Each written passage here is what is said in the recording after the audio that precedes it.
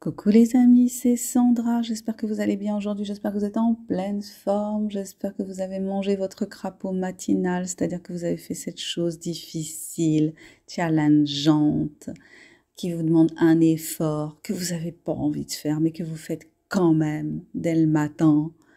Voilà, moi c'est mon sport du matin, c'est la galère, mais je le fais quand même parce que je sais que ça va me donner de l'énergie pour être déterminée et puis pour avancer dans mes projets tous les jours. Je vous propose la suite des comploteuses aujourd'hui. Donc, nous en étions arrivés hier au chapitre 8. Aujourd'hui, je vous invite à découvrir le chapitre 9. Mon livre est disponible pour le moment uniquement en version numérique sur les plateformes Kobo et Amazon. Donc je vous invite à le découvrir, je vous invite à le lire, je vous invite à le partager, je vous invite à mettre des commentaires, des étoiles pour dire si vous avez aimé un peu, beaucoup, passionnément, à la folie ou pas du tout. En attendant, je vous propose de découvrir l'un des personnages les plus troubles de mon roman, qui s'appelle Pierre-François Barré. C'est parti avec le chapitre 9.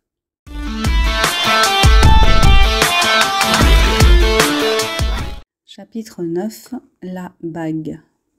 Pierre-François Barré n'était pas certain d'aimer son fils cadet, tout comme il n'était pas certain d'aimer ses autres enfants. Il les avait élevés comme son devoir de père l'exigeait. Les premiers étaient nés d'un mariage officiel et arrangé. L'union perdurait sur le papier, mais n'était plus que de façade. Il ne s'intéressait pas plus à Armelle qu'elle ne s'intéressait à lui. Ils s'étaient mariés par obligation, avaient fait des enfants par obligation. Ils s'étaient pliés à ce que leurs familles respectives exigeaient d'eux. 40 ans plus tard, le temps du faire semblant était passé. Ils jouaient encore le jeu lors de quelques rares occasions mondaines.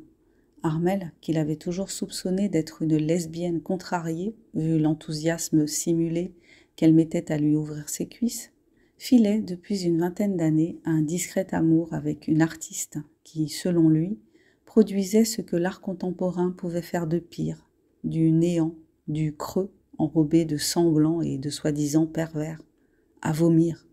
Mais, 26 ans plus tôt, Irène était entrée dans sa vie. Elle en avait à peine 17. Elle était fraîche. C'était le mot qui lui était venu à l'esprit tandis qu'il la regardait.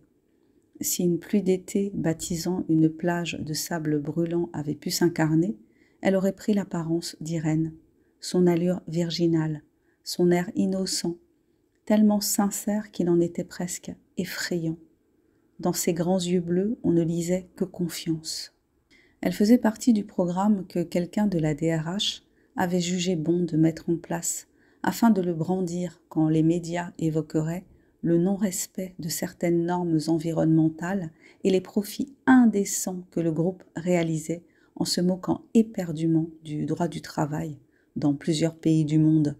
Ce genre d'initiative était l'arbre qui cachait la forêt, un arbre bien droit, élancé, verdoyant et fleuri, grouillant d'oiseaux colorés et pépiants, sur lequel on pouvait focaliser l'attention, tandis que, derrière lui, la forêt était constituée d'arbres aussi tordus et inquiétants que les fous de Verzy. Le programme consistait à recevoir en stage des déficients mentaux. Légèrement déficients, avait précisé le petit malin de la DRH pour mieux faire passer la pilule. Ainsi, aux yeux du monde, le groupe Barré s'intéressait-il de près à l'insertion socio-professionnelle de personnes en réelle difficulté. Et tant pis si les contrats de travail proposés ensuite étaient uniquement des contrats à durée déterminée, à des postes où les nouveaux venus seraient peu ou pas en contact avec le public. L'essentiel était la communication mise en place à ce sujet. Ainsi avait-il rencontré Irène, un mélange de petite fille avec ce visage poupin et de femme avec des seins qui n'avaient rien de bourgeon. Ils étaient pleins, ronds, excitants. Il n'avait pas d'attirance particulière pour les jeunes filles. Il n'en avait pas non plus pour les jeunes garçons. Il avait su échapper au piège qui lui avait été tendu dans ce sens, souvent cousu de fil blanc. Il préférait les femmes expérimentées et n'éprouvait rien pour les hommes. Il était affreusement classique dans un milieu qu'il aurait voulu plus malléable sur le plan sexuel, plus manipulable. Il n'avait pas prévu de tomber amoureux, et c'était exactement ce qui s'était passé. Il avait eu le coup de foudre pour cette gamine. Il avait 32 ans à l'époque, et était déjà plus que désabusé par ce qu'il découvrait du monde des affaires. 15 ans d'écart.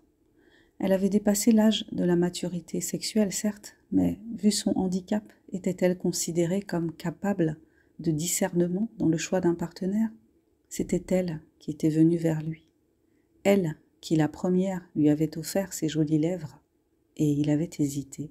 Le jeune futé de la DRH avait suggéré qu'une séance photo ajouterait au capital sympathie de l'entreprise, et Pierre-François, quelque peu agacé, avait malgré cela accepté de jouer le jeu. Les photos seraient diffusées sur le site du groupe et transmises à divers médias avec un texte de circonstance. Et c'était arrivé durant la séance photo qui s'était avérée beaucoup moins barbante que prévu, sans doute parce que les gamins étaient spontanés, ignorant des protocoles et avaient réussi à le faire rire. Au milieu du tumulte provoqué par les indications du photographe, ils avaient échangé un premier regard, et Irène l'avait fixé tellement longtemps qu'il avait mis cela sur le compte de son immaturité intellectuelle, tout en se disant que ce regard lui paraissait bien éveillé et bien coquin. Elle lui avait souri, un sourire qui l'avait désarçonné et fasciné. Ce sourire, ces yeux, cette silhouette, cette poitrine provocante étaient devenus des obsessions. Il s'était mis à penser à la jeune fille de jour comme de nuit. Elle était sa première pensée du matin. Il se réveillait avec son image devant les yeux. Un autre que lui ne se serait pas posé de questions et aurait saisi l'occasion, handicapé ou pas. Sur un malentendu, tout peut se justifier. Mais cela ne s'était pas passé ainsi. Il ne pensait pas à Irène comme à un objet sexuel. Il pensait à Irène comme à une amoureuse. Il avait envie d'être avec elle, tout simplement d'être avec elle. Il avait envie de la sentir, de la toucher, d'être auprès d'elle, de la regarder vivre. L'argent ouvre bien des portes et réduit facilement les bouches au silence et au consentement. Mais les parents ne s'étaient pas montrés réticents. S'ils n'avaient pas encouragé l'idylle naissante, ils avaient laissé faire, ce qui était tout de même une forme de consentement. De fil en aiguille, la petite disposa bientôt d'un bel appartement dans lequel ils étaient les bienvenus, d'une voiture avec chauffeur et de domestiques.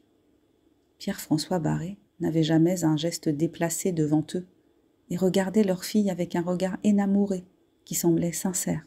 Et après tout, en des temps lointains, les jeunes filles n'épousaient-elles pas des hommes qui avaient l'âge d'être leur père, voire de leur grand-père, coutume qui persistait dans d'autres pays, sans que, globalement, cela semble déranger grand monde. Leur petite, qui resterait toujours petite, était enfermée dans ce corps en fleurs. Ne valait-il pas mieux qu'elle se retrouve entre les mains de cet homme richissime qui semblait lui vouer un culte qu'entre celles de n'importe quel idiot du coin? Et qu'il soit marié et père n'était qu'un détail sans importance en comparaison de la chance d'Irène. Et puis, Irène était tombée enceinte. Personne ne s'était soucié de savoir si elle prenait une contraception quelconque, surtout pas Pierre-François, qui s'était principalement occupé à ouvrir tout en douceur ce corps de jeune vierge. Il était ravi de la façon dont elle se donnait à lui, et s'appliquait à lui procurer du plaisir. Elle comprenait qu'il était riche et que cela signifiait qu'il pouvait lui offrir tout ce qu'elle souhaitait. Mais, à la vérité, elle ne voulait pas grand-chose, à part l'aimer et le garder près d'elle. Elle était romantique. Avoir mis la jeune fille enceinte l'avait émerveillée, et contrairement à celle de ses autres enfants, il s'était totalement impliqué dans la grossesse d'Irène. Il avait même fait une couvade, grossissant de concert, pris d'envies alimentaires étranges. Irène était sa moitié d'orange, sa partie lumineuse, ce pourquoi il était venu sur cette terre, il n'y avait pas à en douter. Elle donnait enfin un sens à toute cette futilité, à toute cette existence ritualisée et au fond insensée. Elle l'ouvrait à son humanité profonde, elle le rendait meilleur. Toutes ces niaiseries auxquelles il n'accordait jusqu'ici aucun crédit avaient pris sens au contact de cet ingénu. Il se réjouissait d'avoir un enfant d'elle et ne pouvait se le représenter qu'à l'image de sa mère. Il aurait les mêmes cheveux bruns soyeux, les mêmes grands yeux bleus océan, la même innocence. Comme il idolâtrait Irène, Il se préparait à idolâtrer son fils. Mais après l'accouchement, sa jeune maîtresse avait fait une hémorragie, puis un AVC, et elle était morte. Le rêve lui avait échappé sans qu'il ait pu l'anticiper. Il n'avait pas compris, et depuis il demeurait dans une forme d'incompréhension. Il avait vu Irène comme le signe d'une rédemption, ou du moins le gage d'une rédemption. Car des compromissions malsaines, il en avait fait quelques-unes. Le chagrin l'avait conduite à briser définitivement la carrière de l'obstétricien qui, selon lui, avait laissé mourir Irène sans lui procurer les soins nécessaires au bon moment. Pierre-François lui avait fait un procès et l'avait perdu. L'enquête avait démontré que le médecin n'avait commis aucune faute. Il avait scrupuleusement respecté la procédure à suivre en cas d'hémorragie de la délivrance, et les 2 sages-femmes qui l'assistaient en avaient témoigné. C'était alors qu'il faisait tout son possible pour arrêter les saignements que la jeune fille avait fait cet AVC. La révision utérine, qui consistait à vider l'utérus des caillots de sang et des débris de placenta qui peuvent l'empêcher de se contracter normalement n'ayant pas fonctionné, le médecin avait repéré une déchirure qu'il avait suturée sans succès. Il avait fait injecter à sa patiente un produit contractant, normalement très efficace, mais avant qu'il puisse en constater les effets, il s'était avéré que la jeune femme avait été victime de cet infarctus cérébral, un accident rarissime chez une personne de cet âge. Elle n'avait aucun antécédent, et l'équipe médicale, cherchant par tous les moyens possibles à mettre fin à l'hémorragie, n'avait pu immédiatement prendre la mesure de sa soudaine perte de connaissance. Ils avaient fait tout leur possible pour la sauver, mais il était trop tard. L'obstétricien aurait voulu comprendre et faire pratiquer une autopsie, mais Pierre-François s'y était opposé. Pas question de profaner le corps de sa bien-aimée. Il était en voyage lorsqu'elle avait dû se rendre à la maternité. Ses parents l'y avaient accompagnée et sa mère était restée près d'elle en salle de travail jusqu'à ce que sa présence devienne indésirable. L'obstétricien n'avait plus connu de répit. À coups de liasses de billets, Pierre-François s'était arrangé pour que le gynécologue se fasse virer de la clinique et que plus aucune autre ne l'embauche. Il n'avait plus sa place, ni dans le secteur privé, ni dans le secteur public, ni en France, ni dans aucun autre pays du monde. Ce pays fut-il le trou du cul du monde. Il s'était aussi arrangé pour qu'il ne puisse plus exercer en libéral, que l'acquittement laisse des doutes sur ses compétences, que des rumeurs persistent et inquiètent. Le pauvre homme harcelait l'assistante de Pierre-François. Il avait poursuivi son bourreau dans un restaurant et avait tenté de plaider sa cause. Ses gorilles l'avaient rembarré sans ménagement. Quand Pierre-François avait enfin accepté de le recevoir, c'était parce qu'il le savait à bout de nerfs. L'homme, amaigri, parasé, l'œil hagard, le supplia de le croire. Il avait fait tout ce qui était en son pouvoir pour sauver Irène. Tout, mais Pierre-François Barré n'avait ressenti aucune pitié. Le gynécologue avait soutenu que la mort d'Irène était inévitable, que rien ni personne n'aurait pu l'empêcher. Il avait choisi cette branche de la médecine pour aider à donner la vie. Voir une patiente mourir était insupportable pour lui. C'était la première fois de sa carrière que cela lui arrivait. Pierre-François devait le prendre en considération. L'homme répétait qu'il avait fait tout ce qui était en son pouvoir pour la sauver. D'ailleurs, la justice avait prouvé qu'il n'était pas responsable. Comme un automate, il déroulait le protocole qu'il avait suivi, le décrivait point par point. Il reproduisait chacun de ses gestes en une pantomime délirante, énonçait le nom des médicaments qu'il avait utilisés, répétait la scène en boucle. Sa voix s'éraillait, enfin, et il chouinait qu'il voulait retrouver sa vie d'avant, qu'il voulait échapper à ce cauchemar. Il comprenait la tristesse de Pierre-François. Il comprenait, mais il ne pouvait pas ressusciter Irène. Et c'était bien là le problème. Il le réalisa au fur et à mesure que Pierre-François demeurait insensible à ses arguments, le fixant d'un regard qui avait tranché, prononçant une sentence irréversible. Sa spécialité n'était pas la psychiatrie, mais il finit par comprendre qu'il avait en face de lui un individu qui avait basculé dans une forme de folie.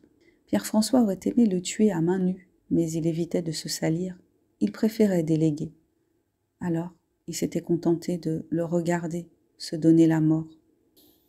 La menace du viol collectif de sa femme et de ses petites filles de 8 et 10 ans avait eu raison de ses réticences. Les sbires de l'homme d'affaires lui avaient montré une vidéo de la maison de ses parents. Les gamines étaient dans le jardin à quelques mètres, filmées à leur insu. Pierre-François se souvenait encore du regard désespéré de cet homme et de sa brève envie de le laisser filer, de cesser de le persécuter, envie à laquelle il avait résisté. L'homme aimait plus sa femme et ses enfants qu'il ne s'aimait lui-même. Son amour pour ces êtres était aussi puissant que l'amour que Pierre-François éprouvait pour sa chair disparue. Aussi, se dit-il, que l'homme pouvait comprendre qu'il en arrive à cette extrémité et ne puisse revenir en arrière, même si sa douleur faisait écho à la sienne. Le médecin avait utilisé la corde que le mercenaire préféré de Pierre-François, Abel, lui avait fait tresser avec des draps achetés par sa femme, des draps dans lesquels ils avaient dormi. Il le menaçait de son arme. L'homme n'avait compris le but de la manœuvre que lorsque Abel, après avoir vérifié la solidité de l'ouvrage, lui avait ordonné de lancer la corde par-dessus une poutre apparente de son salon. De la même façon, il avait été contraint d'écrire des adieux d'une main tremblante. Il avait trempé le papier de larmes qui avait brouillé l'encre, tandis que l'homme de main formait le nœud coulant. En le voyant pleurer comme un enfant, en l'écoutant continuer à supplier, Pierre-François s'était de nouveau laissé aller à douter, mais le doute n'est pas le jumeau du renoncement. Ces sbires avaient supprimé toute trace de leur passage dans la belle maison que le médecin avait mise en vente pour récupérer une somme qui lui permettrait, il l'espérait, de partir avec sa femme et ses filles dans un autre pays. Il visait la Tunisie. Il démarrait là-bas une nouvelle vie, apprendrait un nouveau métier. Il s'en sentait capable.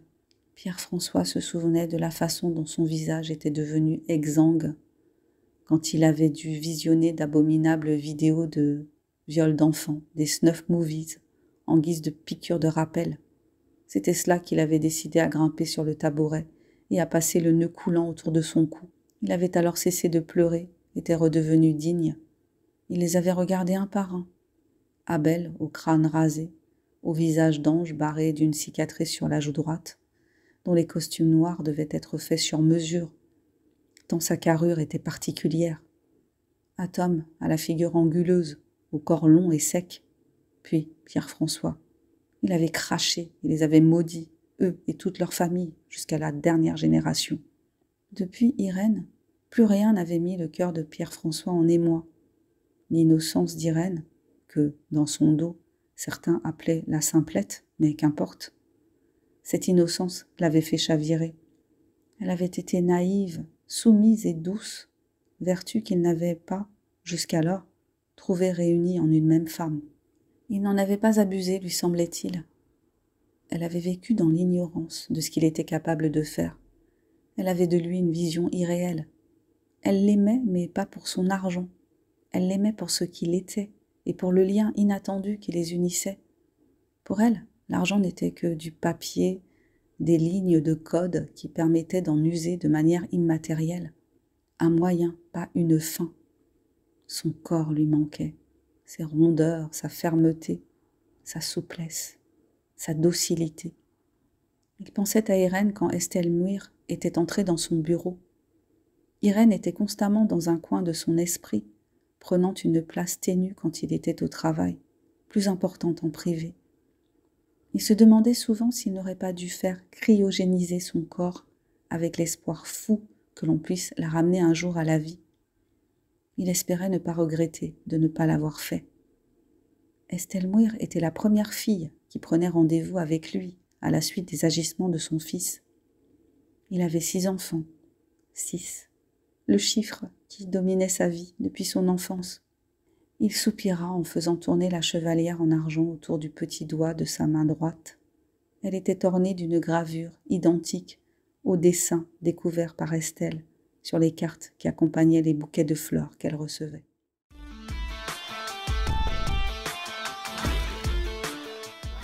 Et voilà, c'était le chapitre 9 des Comploteuses, un chapitre sombre, un chapitre glauque. J'espère que je ne vais pas me faire censurer par YouTube, parce que je prononce des mots que YouTube n'aime pas.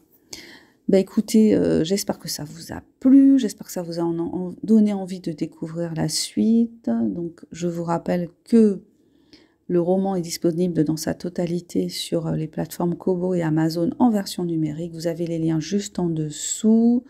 Donc si vous voulez soutenir mon travail, je vous invite à vous procurer mes romans. Si vous n'aimez pas ce genre, eh bien j'écris des livres également dans d'autres genres.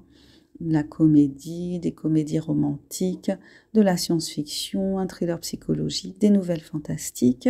Allez sur ma page Amazon et vous verrez tout ce que je vous propose. Je vous remercie de votre passage sur cette chaîne. Je vous souhaite une super journée. Prenez soin de vous, prenez soin de votre mental et on se retrouve demain pour la suite. Je vous fais des gros bisous. Ciao, ciao, bye bye.